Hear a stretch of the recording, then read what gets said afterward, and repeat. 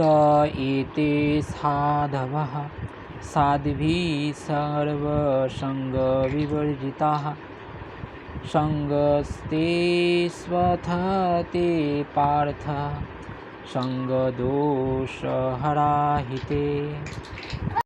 हे माते, हे साध्वी, ये उन महान भक्तों के गुण हैं जो समस्त आसक्तियों से मुक्त है। आपको ऐसे पवित्र पुरुषों की संगति करनी चाहिए, क्योंकि ऐसी संगति भौतिक आसक्ति के समस्त कुप्रभावों को हरने वाले हैं। तात्पर्य: यहाँ पर भगवान श्री कपिल अपनी माता देहूति को उपदेश देते हैं कि यदि वो भौतिक आसक्ति से मुक्त होना चाहते हैं तो उसे साधुओं अर्थात समस्त भौतिक आसक्तियों से पूर्णतया मुक्त भक्तों के प्रति आसक्ति बढ़ानी होगी। श्रीमद् भागवत गीता 15.5 में बताए गए हैं कि भगवत धाम जाने का अधिकारी कौन है। वहाँ कहा गया है, निर्माण महाजित संग दोषा। यह उस व्यक्ति का संकेत करने वाला है जो भौतिक संपत्ति के अभिमान से सर्वथा मुक्त है। भले ही कोई कितना ही धनवान, ऐश्वर्यवान या प्रतिष्ठावान क्यों न हो, किंतु यदि वो आध्यात्मिक साम्राज्य अर्थात अपने घर श्री भगवान के धाम को वापस जाना चाहता है तो उसे अपने भौतिक वैभव का गर्व छोड़ना होगा, क्योंकि वो एक मिथ्या स्थिति है। यहाँ पर प्रस्तुत मोह शब्द इस झूठी धारणा का बोध कराता है कि कोई धनी है या निर्धन है। इस भौतिक जगत में कोई अत्यंत धनवान है या वो निर्धन है, अथवा अन्य भौतिक वस्तुओं से संबंधित हर अवधारणा झूठी है, क्योंकि स्वयं यह शरीर ही झूठा और नाशवान है। शुद्ध आत्मा जो इस भौतिक बंधन से मुक्त होना चाहता है, उसे पहले प्रकृति के 3 गुणों के संसर्ग से मुक्त होना चाहिए। हमारे चेतना प्रकृति के 3 गुणों की संगति के कारण कलुषित हो चुके हैं। फलतः श्रीमद् भागवत गीता में इसी सिद्धांत का कथन हुआ है। कहा गया है, जीत संग दोषः, अर्थात मनुष्य को भौतिक प्रकृति के 3 गुणों की संगति के दोष से मुक्त होना चाहिए।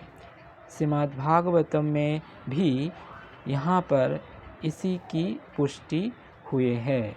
शुद्ध भक्त जो अपने आप को भगवत धाम पहुँचाना चाहता है, उसे भौतिक प्रकृति के 3 गुणों के संसर्ग से भी मुक्त होना होता है। हमें ऐसे ही भक्तों की संगति ढूंढना चाहिए।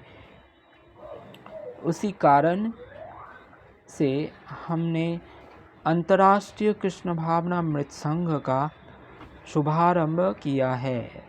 मानव समाज में विशिष्ट प्रकार की शिक्षा या चेतना उत्पन्न करने हेतु अनेक व्यवसाय, वैज्ञानिक तथा अन्य संगठन विद्यमान है, किंतु ऐसा एक भी संगठन नहीं है जो समस्त भौतिक संगति संसर्ग से मुक्त दिलाने में सहायक हो।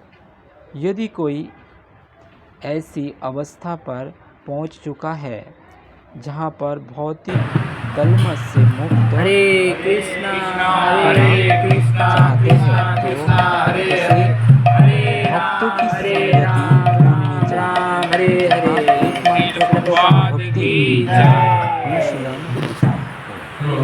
उसे मनुष्य समस्त भौतिक संसर्ग से मुक्त हो सकता है, क्योंकि भक्त समस्त दोषयुक्त भौतिक संगति से मुक्त हो जाता है।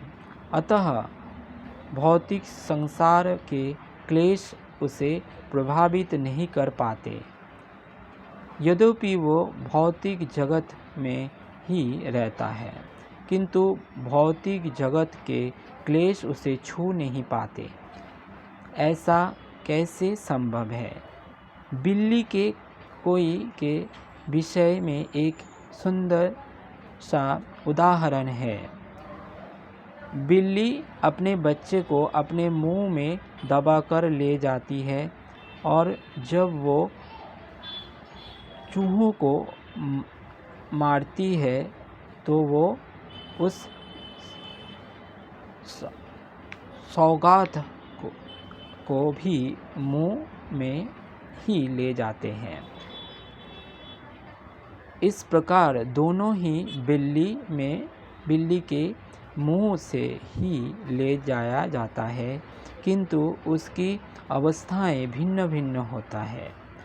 बिल्ली के बच्चे बिल्ली के मुंह में सुख का अनुभव करता है, किंतु जब वो चूहे को ले जाते हैं तो चूहे को मृत्यु के भय का अनुभव होता है।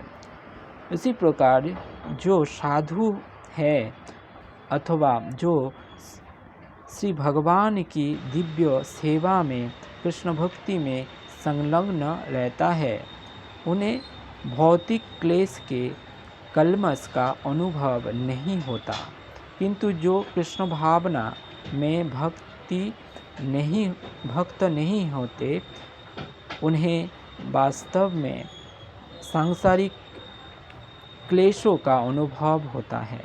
अतः मनुष्य को चाहिए कि वो भौतिकवादी पुरुषों का संग त्याग दें और कृष्ण भक्ति में लगे हुए व्यक्तियों की संगति खोजे। इसी संगति से उसे आध्यात्मिक उन्नति हो सकेगी। उनके शब्द तथा उपदेशों के इसके बंधन कट जाएगा। हरे कृष्ण कृष्ण कृष्ण हरे हरे, हरे राम राम राम हरे हरे। श्रील प्रभुपाद की जय।